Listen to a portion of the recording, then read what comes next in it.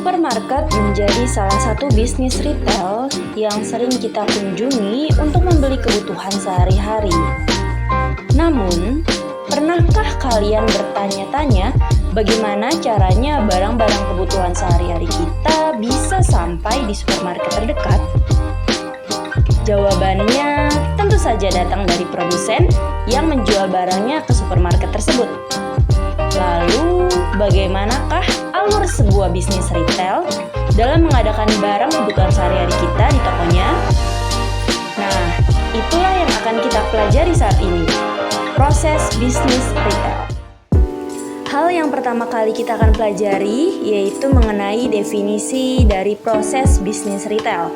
Apa sih proses bisnis retail itu? Proses bisnis retail merupakan serangkaian langkah dan kegiatan yang dilakukan dalam operasional toko atau bisnis retail untuk menjalankan berbagai aspek bisnisnya. Terdapat beberapa langkah dalam proses bisnis retail. Yang pertama, pemesanan produk atau ordering. Yang kedua, penerimaan produk atau receiving.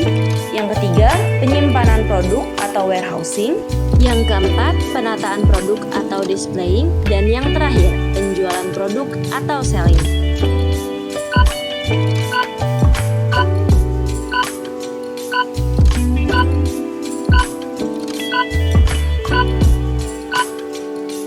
Ya, betul. Jawabannya ada 5. Kira-kira apa ya pentingnya proses bisnis retail bagi bisnis? Jawabannya, proses bisnis retail memainkan peran sentral dalam kesuksesan bisnis retail. Dengan memiliki prosedur yang terstruktur, pengecer dapat menjalankan operasi secara lancar, meningkatkan layanan pelanggan, mengelola persediaan dengan baik, dan membuat keputusan berdasarkan data yang akurat.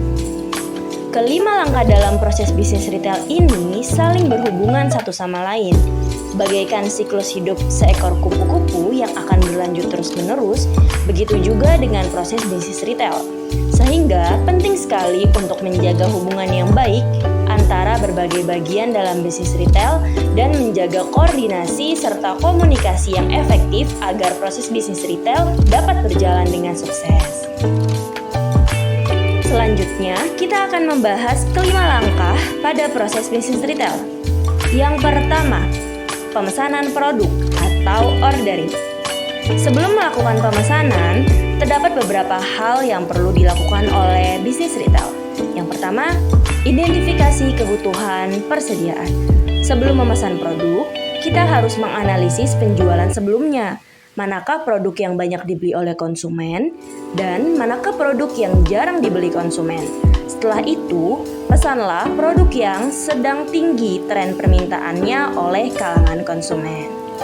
Yang kedua, memilih pemasok. Pilihlah pemasok atau supplier yang dapat menyediakan produk dengan harga dan kualitas yang sesuai dengan bisnis kita. Pikirkan juga mengenai keuntungan yang akan kita dapat. Yang ketiga, proses pemesanan. Kita dapat melakukan pemesanan produk dengan pemasok melalui berbagai cara, seperti lewat telepon, email, atau sistem pemesanan online. Yang keempat, verifikasi dan konfirmasi. Pastikan jumlah pemesanan, harga produk, dan tanggal pengiriman benar dan telah di-ACC oleh pemasok.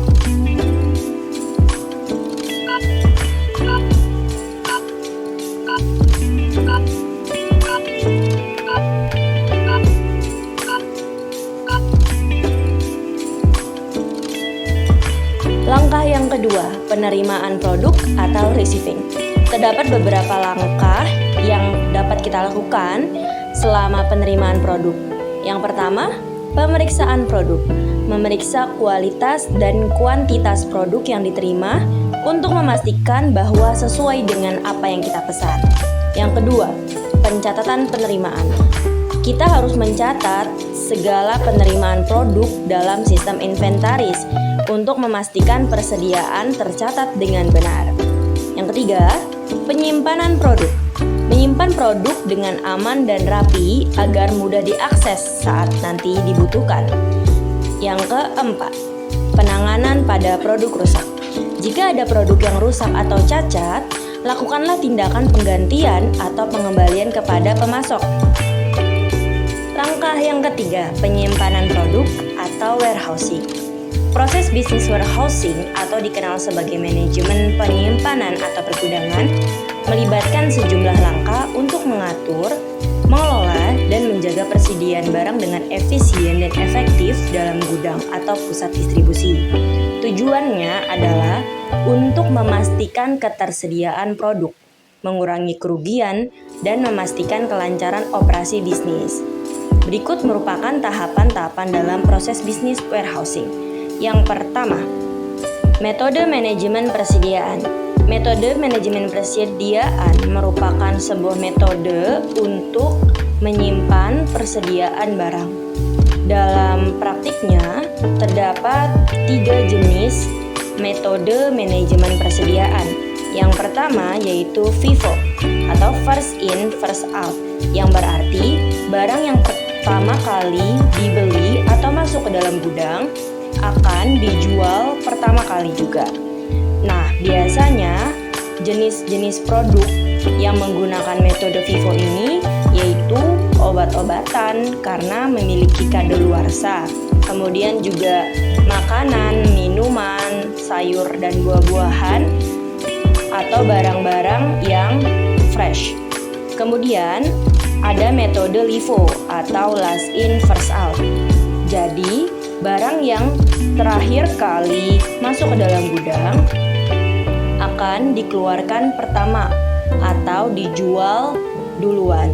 Biasanya jenis produk yang menggunakan metode LIFO ini yaitu bensin, kemudian juga emas, dan wine atau anggur. Dan yang terakhir, metode average atau metode yang menerapkan keduanya baik FIFO maupun LIFO karena produk yang dijual merupakan produk-produk yang tidak memiliki kadaluarsa seperti pakaian, kemudian barang-barang elektronik dan juga barang-barang kebutuhan rumah tangga. Yang kedua, menentukan stok minimal dan maksimal. Dalam bisnis retail, kita harus menentukan stok minimal dan maksimal dalam gudang penyimpanan karena tidak boleh ada barang yang kosong di rak penyimpanan. Maka dari itu, kita harus menentukan tingkat persediaan minimal dan juga maksimal untuk menghindari kekurangan stok atau overstocking. Yang ketiga, pengendalian persediaan. Nah, selanjutnya ini kita harus menerapkan tindakan pengendalian persediaan. Gunanya untuk menghindari kehilangan atau pencurian produk yang bisa saja terjadi di dalam gudang. Jadi, produk apa saja yang cocok menggunakan metode persediaan LIFO?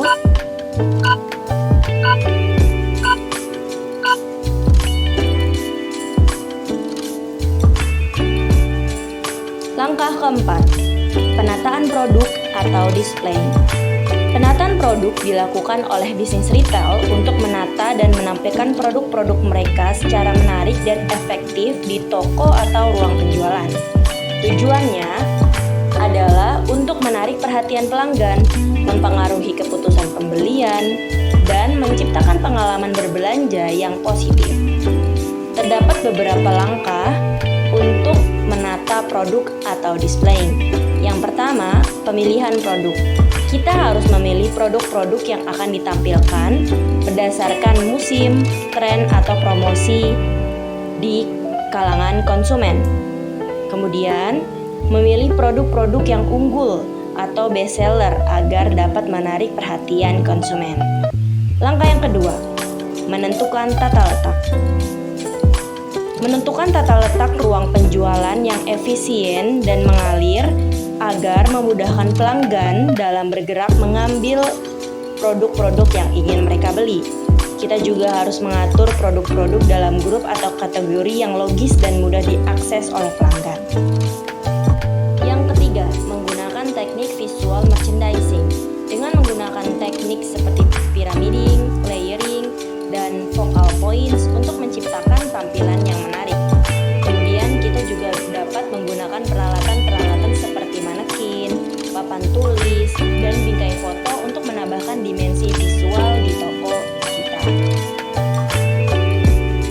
kelima, penjualan produk atau selling.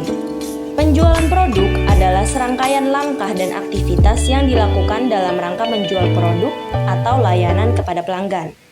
Proses ini melibatkan interaksi antara penjual dan pembeli dengan tujuan utama untuk menghasilkan transaksi penjualan yang sukses. Berikut adalah tahapan dalam proses business selling. Yang pertama, melayani pelanggan. Kita harus memberikan pelayanan yang ramah dan profesional kepada pelanggan dan menjawab seluruh pertanyaan mereka tentang produk atau layanan dengan baik. Yang kedua, menggunakan sistem POS atau sistem point of sale.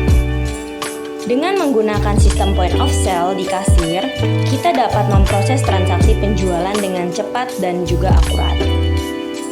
Yang ketiga, proses pembayaran. Kita harus memberikan beberapa pilihan untuk pelanggan dalam melakukan pembayaran, misalnya dengan menggunakan uang tunai, kartu kredit, e-wallet, QRIS, dan lain sebagainya. Yang keempat, mencatat laporan penjualan. Kita harus mencatat setiap transaksi penjualan dalam sistem. Hal ini agar kita dapat mengelola inventaris dan juga membuat laporan penjualan dengan mudah. Nah, itulah kelima tahapan proses bisnis retail.